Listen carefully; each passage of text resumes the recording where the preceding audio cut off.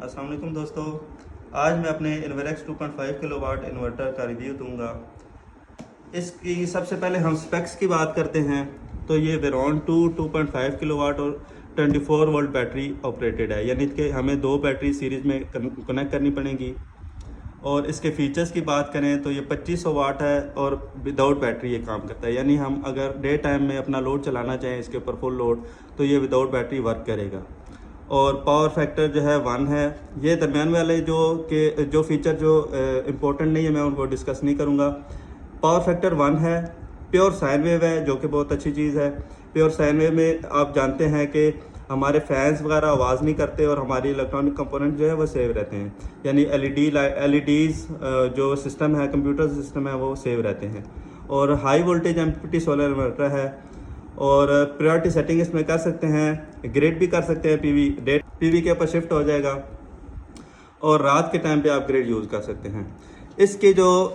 इसके जो कंपोनेंट्स की सेफ्टी की बात करते हैं तो कंपोनेंट सेफ्टी के लिहाज से इसके अंदर मेन जो फीचर आया है वो कन्फर्मल कोटिंग है। कन्फर्मल कोटिंग कंपोनेंट्स के ऊपर कन्फर्मल कोटिंग हुई है। उसके अलावा एंटी डस्ट किट लगी है उसके साथ, यानी कि डस्ट प्रूफ है। नॉर्मली जो यूपीएस आते हैं वो डस्ट प्रूफ नहीं होते। इसके अंदर मेन जो अच्छी चीज़ ये है वो ये है कि डस्ट प्रूफ है और ये अपग्रेडेड हो गया है सोलर चार्जर 80 एम्पेयर के ऊपर। अब हम कलर की बात करते हैं। कलर इसमें ब्लू एंड ब्लैक है, यानी कि इसकी जो बॉडी है, मेन बॉडी जो है वो ब्लू कलर में है, नेवी ब्लू कलर। बहुत अच्छा कलर, मुझे बहुत अच्छा लगा जब मैंने जाके डिस्प्ले पे चेक किया। और बाकी तो आप जानते हैं कि हर इन्वर्टर की बॉडी जो है, रिमेनिंग बॉडी जो है वो ब्लैक कलर की होती है। दोस्तों अब हम इसकी टेक्निकल डिटेल्स की डिटेल में बात करते हैं। रेटेड पावर इसके 2500 वाट यानी 2.5 किलोवाट। इनपुट वोल्टेज रेंज जो है वो इनपुट वोल्टेज नॉर्मली वोल्टेज जो है 230 वोल्ट के ऊपर ये ऑपरेट होता है। और अगर हमारे एरिया में वोल्टेज फ्लक्चुएशन है, क्योंकि इन्वर्टर जो है वो जब काम कर रहा होता है तो जो वोल्टेज आ रहे होते हैं वो ही आगे ट्रांसफ़र कर रहा होता है वापटा की सूरत में। अगर हम वापटा सेलेक्ट करते हैं, ग्रिड के ऊपर शिफ्ट हो रहे होते हैं, तो ये जो इनपुट वोल्टेज आ रहे होते हैं वो ही आगे शिफ्ट कर रहा होता है। तो उसमें हम सेलेक्ट कर सकते हैं, अगर हमारे घर के अंदर कंप्यूटर चल रहे हैं या एलईडीज़ वगैरह हैं तो हम ये सिलेक्ट कर सकते हैं कि 170 से 280 वोल्ट एसी हमें आउटपुट दे। अदरवाइज़ ये इन्वर्टर जो है बैटरी के ऊपर शिफ्ट हो जाए, यानी हमें स्टेबल 230 वोल्ट हमें मिल जाए।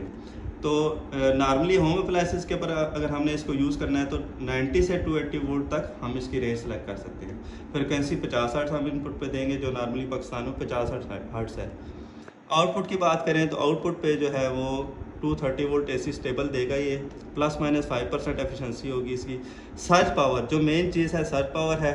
सर्ज पावर जो है अगर हमने फ्रिज के ऊपर इसको ऑपरेट करना है, फ्रिज इसके ऊपर ऑपरेट करना है या मोटर चलानी है, घर की मोटर जो इसके ऊपर डालनी है, मोटर का लोड इसके ऊपर डालना है, तो हमें उसकी सर्ज पावर देखनी होगी फ्रिज की। नॉर्मली जो इन्वर्टर फ्रिज हैं उसकी सर्ज पावर इतनी नहीं होती, लेकिन जो पुराने फ्रिज वगैरह थे उनकी सर्ज पावर हमें देख के इसकी सर्ज पावर के साथ मैच करनी पड़ेगी। यानी 2500 वाट ये है तो मल्टीप्लाई बाय 2 करके सर्ज पावर इसकी 5000 वाट बनती है। एफिशिएंसी इसकी पीक एफिशिएंसी 93 पर, हालांकि इन्होंने पावर फैक्टर 1 दिया है लेकिन एफिशिएंसी 93% देगा। यानी कि कोई भी ऐसी चीज़ या कोई भी ऐसी मशीन नहीं है जो आउटपुट पे हमें जितना इनपुट दे उतना ही आउटपुट दे दे। तो इसकी 93% एफिशिएंसी है। शिफ्ट टाइम जो है, यानी कि जब फ्लक्चुएशन होती है या जब ग्रिड ऑफ होता है तो इसका शिफ्ट टाइम कितना होगा। 10 मिली सेकेंड फॉर पर्सनल कंप्यूटर, यानी कि जो रेंज हमने सेलेक्ट की उसके मुताबिक 10 मिली सेकेंड जो है कंप्यूटर्स के लिए है और 20 मिली सेकेंड जो है होम अप्लायंसेस के लिए। प्योर साइन वेव है।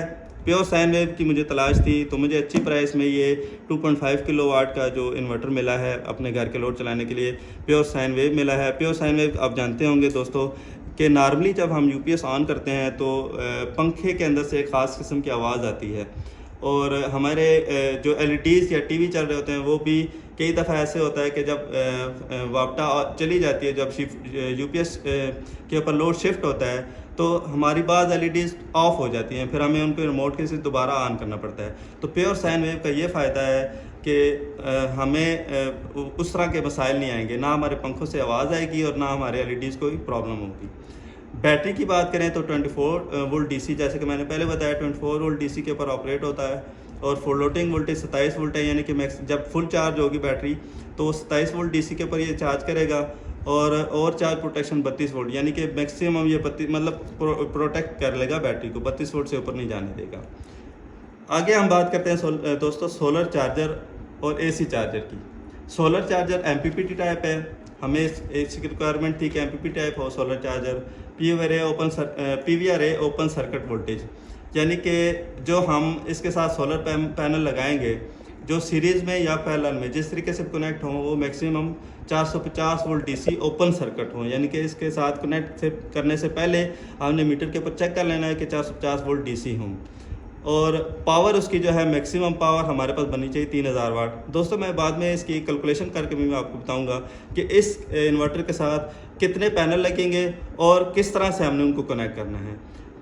दोस्तों ये अच्छी चीज़ है कि एमपीपीटी ऑपरेटिंग वोल्टेज रेंज जो है ना वो 60 वोल्ट से 400 वोल्ट डीसी है। ये इन्वर्क्स कंपनी रिलायबल कंपनी है। बाकी अदर कंपनी जिनका मैं नाम नहीं लेना चाहता वो भी इसी रेंज में दे रही हैं। एमपीपीटी ऑपरेटिंग वोल्टेज जो है वो 60 से 400 वोल्ट डीसी दे रहे हैं। तो मुझे ये बेस्ट लगा इन्वर्टर क्योंकि इसकी रिलायबिलिटी बहुत अच्छी है। मैं इसको ऑलरेडी एक और जगह पे 1.2 किलोवाट का यूज़ कर रहा था तो उसके ऊपर मुझे इसने बहुत अच्छा रिजल्ट दिया, जिसकी वजह से मैं अपने घर के लिए एक दूसरे घर के लिए 2.5 किलोवाट का लेके आया। अभी सोलर चार्ज करंट जो है वो 80 एम्पेयर तक ये होगा। एसी करंट जो चार्ज करंट है वो भी 80 एम्पेयर है। मैक्सिमम चार्ज करंट 80 एम्पेयर तक जो हमारी रेंज है करंट की। फिज़िकल डायमेंशन की बात करें क्योंकि बाज़ औक़ात हमें तंग जगहों पे ये फिट करना पड़ता है तो इसकी डायमेंशन की बात मैं ज़रूर करूँगा। 95 बाई 288 बाई 357 mm का है ये। और वेट की बात करें तो 7.1 kg इसका वेट है। और बाकी नॉर्मल चीज़ों की बात करें तो ह्यूमिडिटी, जैसे कराची में अगर हमने यूज़ करना हो तो 95% तक हमारी ये यूज़ हो जाएगा, यानी कि ह्यूमिडिटी में भी ये वर्क करेगा। टेम्परेचर की बात करें कोयटा के एरियाज़ में -10 डिग्री के ऊपर भी ये काम करेगा। कोयटा में टेम्परेचर मिनिमम जो जाता है -4 डिग्री जाता है, -10 डिग्री तक ये ऑपरेट करता है। और मैक्सिमम ये पंजाब के एरियाज़ में 50 डिग्री तक ये ऑपरेट होगा। दोस्तों अब हम इसकी करते हैं अनबॉक्सिंग और चेक करते हैं कि इन्वर्टर के साथ क्या कुछ मौजूद है और कंपनी ने हमें क्या कुछ साथ दिया हो।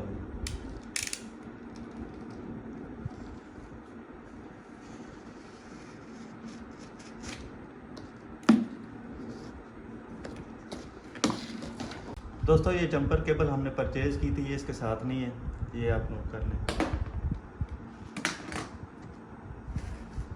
अब हम देखते हैं दोस्तों ये दोस्तों बैटरी की केबल्स हैं, कंपनी ने इस बॉक्स के अंदर रखी हुई हैं। ये मैं आपको खोल के चेक करवा देता हूँ।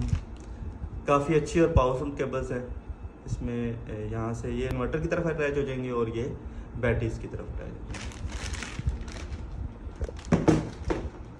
इसके बाद हम दोस्तों ये देखते हैं, ये वाईफाई डिवाइस का कनेक्टर इसके अंदर शामिल है और ये वारंटी कार्ड है। मैं आपको शो कर देता हूँ।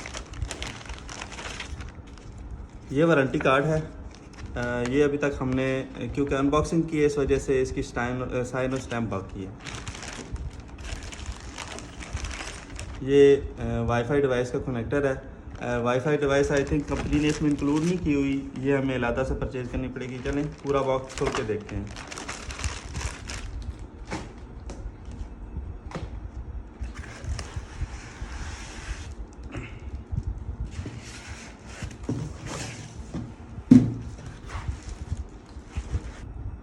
दोस्तों फाइनली हमने इन्वर्टर को पैकिंग से बाहर निकाल लिया है। अब हम इसकी ओवरऑल लुक देखते हैं कि सबसे पहले हम दोस्तों देखते हैं कि इसकी कनेक्शंस वाली साइड, यहाँ पे पीवी इनपुट है, बैटरी यहाँ पे अटैच होगी, एसी इन और एसी आउट, आउटपुट हम यहाँ पे देंगे। दोस्तों 2 फैंस लगे हुए हैं इसकी कूलिंग के लिए।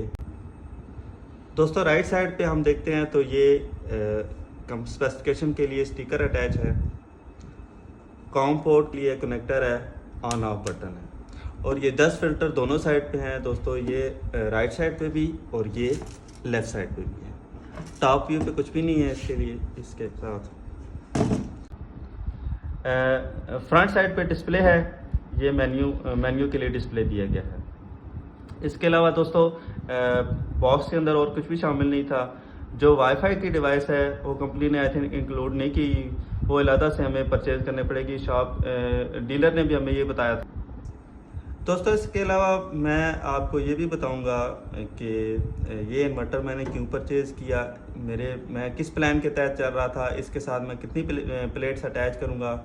ऑलरेडी मैंने सोलर प्लेट्स परचेज़ करके रखी हुई हैं और कंप्लीट इंस्टॉलेशन मैं आपको गाइड करूंगा।